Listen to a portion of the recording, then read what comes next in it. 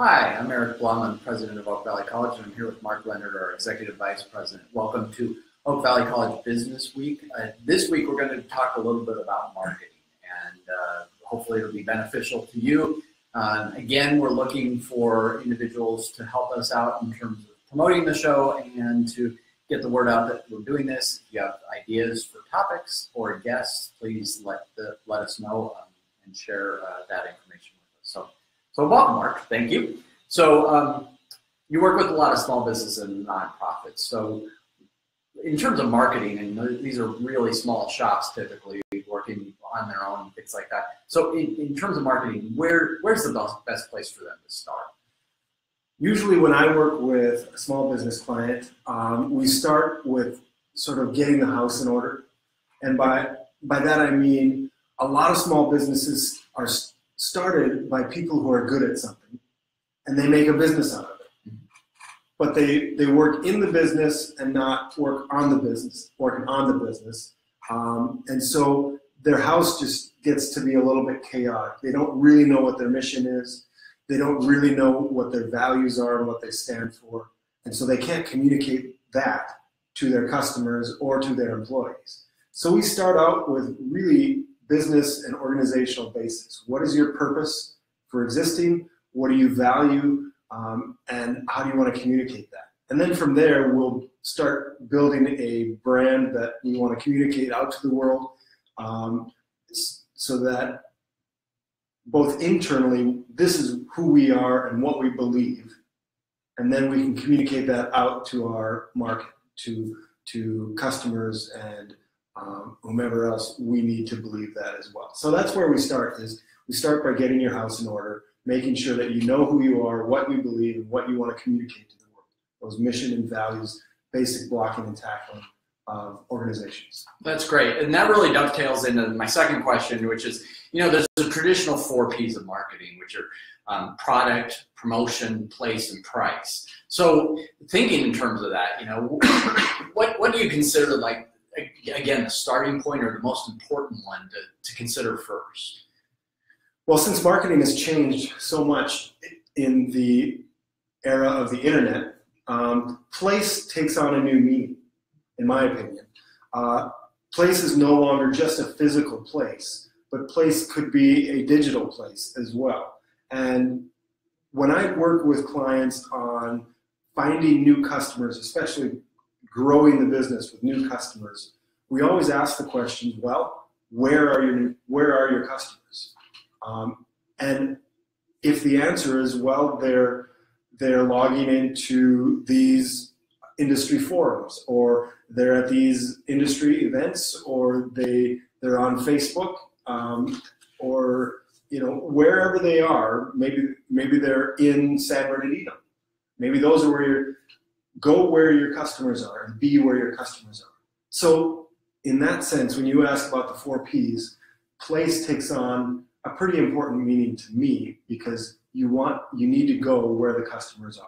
Right. Whether that's a physical place, location, geography, or a digital space. Meet them where they are. Great. And then that really lends itself to the next question about social media. I know everyone's enamored with social media. I mean, I think everyone thinks, okay, if I just advertise on Facebook, it's going to grab me 10,000 customers or things like that. So what do you consider the best approaches to social media and the pitfalls of social media?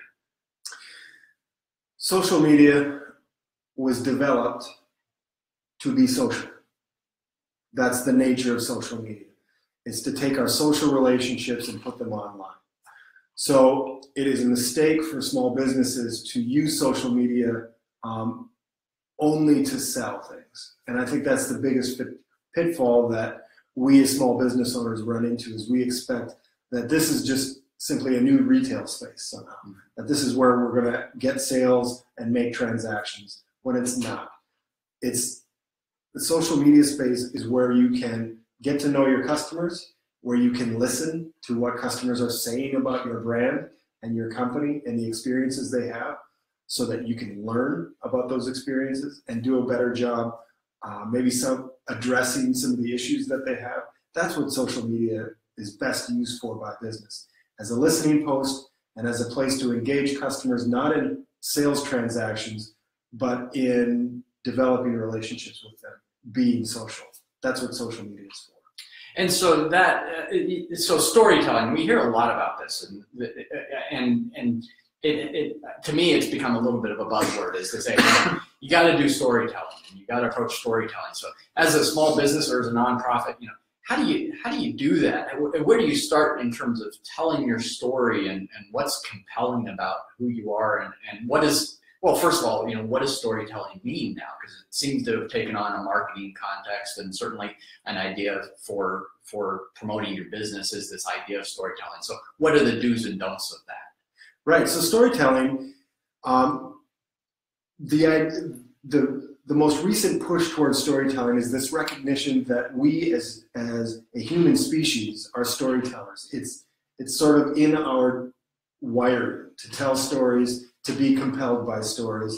It's how we've communicated culture over hundreds and thousands of years. We tell stories. That's who we are. So brands and businesses have just recently sort of tapped into this notion that we should be telling stories as a way to compel and convert customers. Now, I love process. I'm a process-oriented person. So anytime I can find a tool to help me with a process, especially a complex process like storytelling, I get really excited. So I'm going to give you a website to check out. It's called storybrand.com.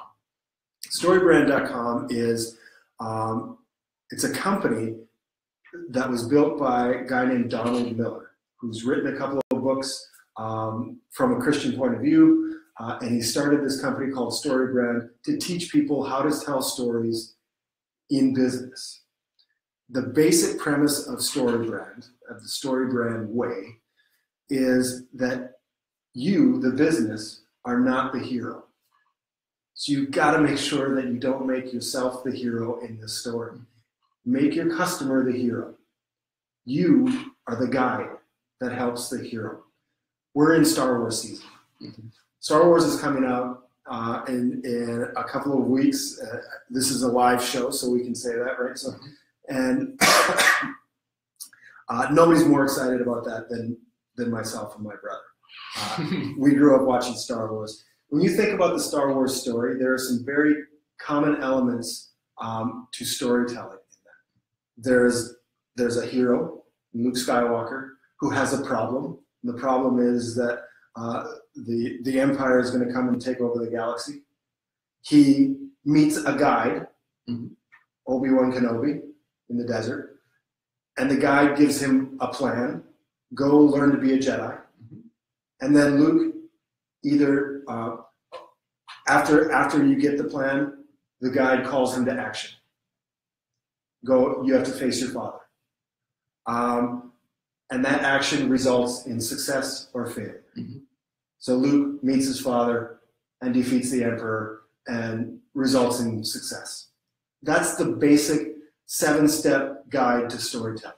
A hero who has a problem, meets a guide, gives him a plan, calls him to action, and that action results in success or failure.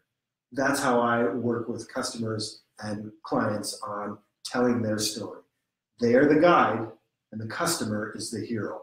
And we're going to tell that story on how the customer, using the guide's advice, becomes the success in that story. Okay, great. And so one final question is, there's a lot of old school technology that comes along with marketing, like direct mail, billboards, just going door-to-door sales and things like that. So what do you tell people about those old tools that they should think about or consider, and how do they utilize that in their toolbox nowadays? For me, it's always, it depends. And I know that's a frustrating answer a lot of times, because we like to have just concrete, do this and this will happen. I don't believe that. I think it depends on the type of business that you're in, the type of customers that you're going after and where they are, that place issue. So it depends on what your goals are. So what your resources are. If you have a lot of resources and you can buy lots of billboard advertising space and your goal is to raise awareness, then you combine your heavy resources with your goal of raising awareness, and billboards might be a really good option for you, because that everywhere strategy, be everywhere strategy, could work to make people realize that you exist, to raise awareness. Now, if you have limited resources and your goal is not necessarily to raise awareness, but to be really targeted and convert customers immediately in the short term, then billboards won't do that. You've got to think of a different strategy to be highly focused and highly targeted on finding the right customer at the right time who wants your product.